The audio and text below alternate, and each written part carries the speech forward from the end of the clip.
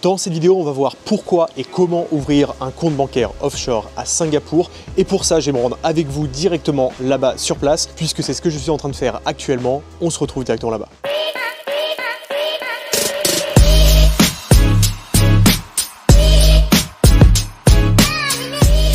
Bienvenue à Singapour après une douzaine d'heures de vol depuis Paris. Me voilà bien arrivé ici où je vais procéder du coup à l'ouverture de mon compte en banque dans une banque singapourienne. Et je viens ici également pour te faire une vidéo, te montrer pourquoi et comment ouvrir un compte offshore ici à Singapour.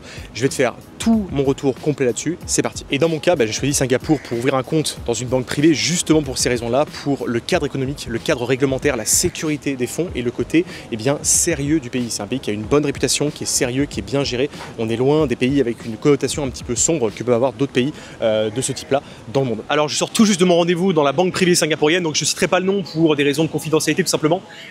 Mais bon, tout s'est très bien passé. Voilà, l'ouverture du compte va être faite dans les prochaines semaines.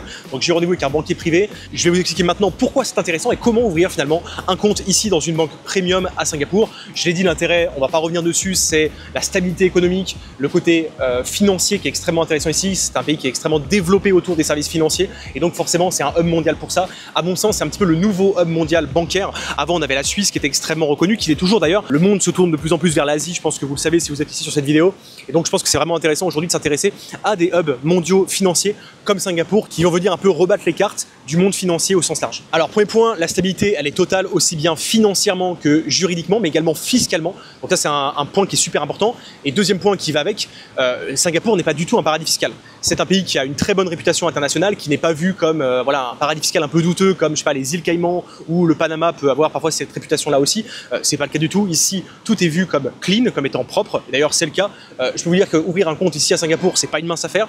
Pour avoir fait tout le process au moment où je fais cette vidéo, je peux vous dire que c'est extrêmement sérieux. On m'a vérifié absolument tout sur mon passé économique et fiscal d'ailleurs, parce qu'on m'a demandé absolument tous mes rapports financiers et fiscaux sur ma résidence en France, mes déclarations d'impôts, etc. Donc voilà, tout est extrêmement bien vérifié, la source des fonds également. Donc voilà, clairement, si vous voulez ouvrir un compte à Singapour pour cacher des choses pas très légales, c'est clairement pas l'endroit pour le faire.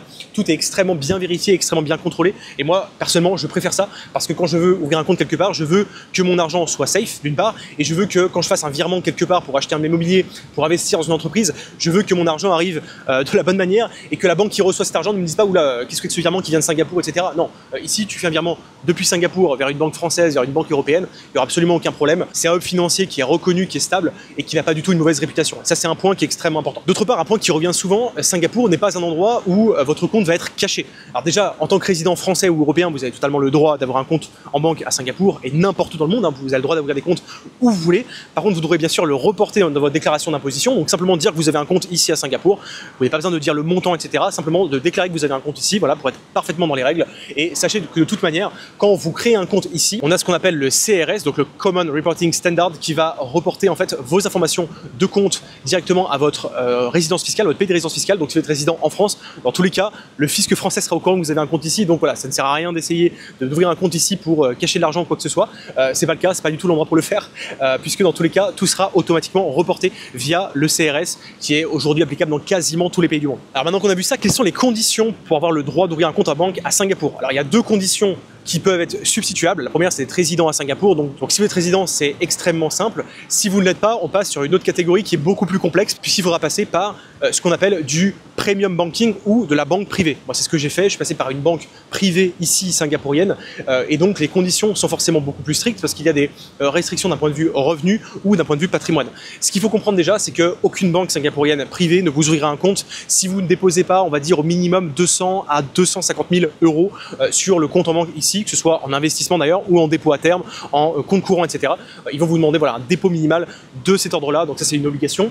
Et en général, les réglementations aussi, en tout cas leur règle interne, impose que vous ayez soit un minimum de revenus de l'ordre de 200 à 250 000 euros par an, soit un patrimoine financier, et j'insiste sur le financier, l'immobilier ne compte pas là-dedans, supérieur à 1 million de dollars.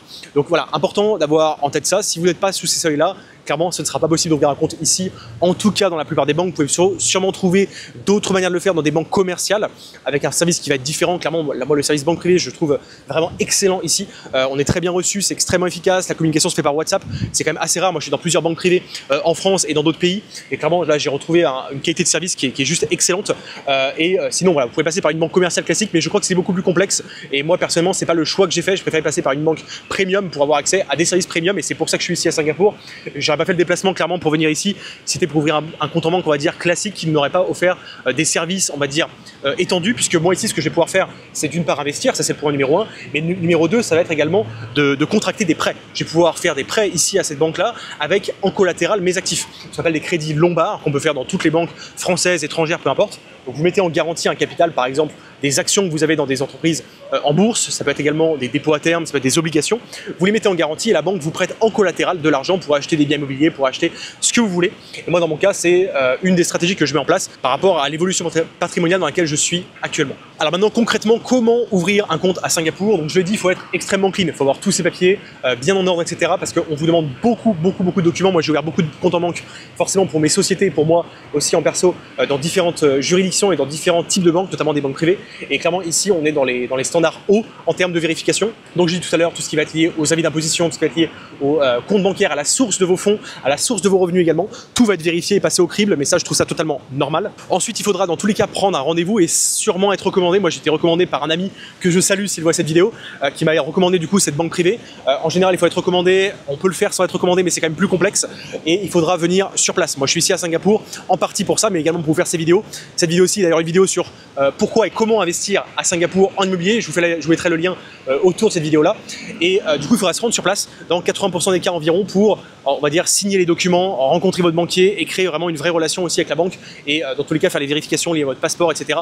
et à votre KYC, donc Know Your Customer, qui sont des démarches obligatoires dans toutes les banques et dans tous les pays on va dire sérieux autour du monde. Donc il y a 3 banques principales ici, il y a DBS, OCBC et UOB qui sont les banques locales singapouriennes. Il y a également Citibank qui est présent ici, on a vu également Maybank qui est là, je crois qu'il est une banque malaisienne de mémoire.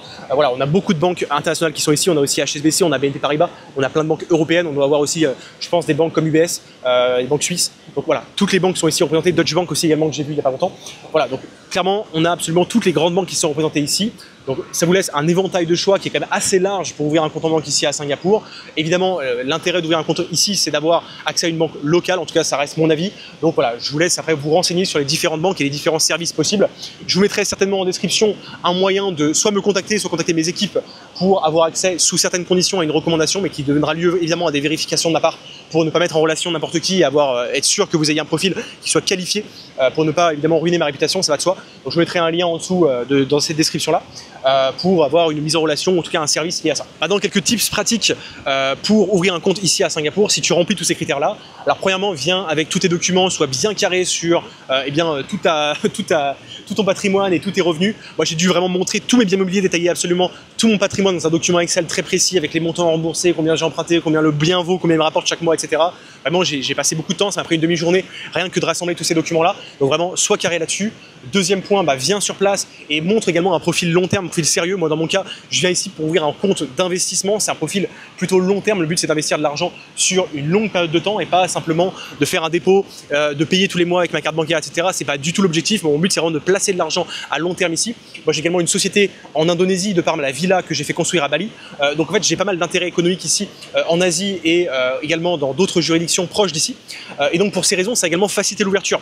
Clairement c'est plus simple de dire d'ouvrir un compte à Singapour quand tu dis que tu as une société comme moi en Indonésie ou ailleurs en Asie, ou que tu vas vivre par exemple en Thaïlande, par exemple en Indonésie, par exemple en Malaisie ou même ici à Singapour. C'est plus simple d'ouvrir un compte en banque quand tu vas pouvoir expliquer que tu vis dans le coin ou que tu as un intérêt économique ici proche de Singapour. Si tu dis je vis en France et j'ouvre un compte à Singapour, ça peut fonctionner, il n'y a pas de problème, mais clairement c'est moins rassurant pour le banquier que d'expliquer que tu ouvres un compte en banque parce que tu as également des activités proches d'ici en Asie, et ça permettra de faciliter l'ouverture du compte ici. Et encore une fois, bien sûr, un tip qui est essentiel, c'est de respecter les critères d'ouverture de compte, donc notamment d'un point de vue patrimonial ou d'un point de vue revenu si tu ne remplis pas les critères patrimoniaux. Et donc voilà, si tu remplis ces critères, encore une fois tu as un lien juste en dessous. Si c'est pas le cas, c'est pas grave, ça arrivera et ça viendra, je te le souhaite en tout cas, d'arriver à atteindre ces critères. Pour ça, Je t'ai préparé une vidéo juste en dessous de cette vidéo dans la description, une vidéo qui te montre comment moi j'ai réussi à créer un parc de 36 biens immobiliers en France et à l'étranger en partant de zéro grâce à la magie du système bancaire. Tu as le lien pour voir la vidéo gratuite qui dure 30 minutes, qui te montre de A à Z comment générer jusqu'à un salaire avec un seul projet immobilier. Et qui sait, peut-être qu'au fil du temps, tu réussiras à atteindre ces critères-là et à venir ouvrir un compte en banque ici à Singapour. C'est tout ce que je peux te souhaiter, en tout cas. Et la vidéo est gratuite, elle est juste en dessous, je te recommande vraiment d'aller la voir. Donc je te laisse cliquer sur le premier lien en description. On se retrouve directement dans la vidéo et je te dis à très bientôt.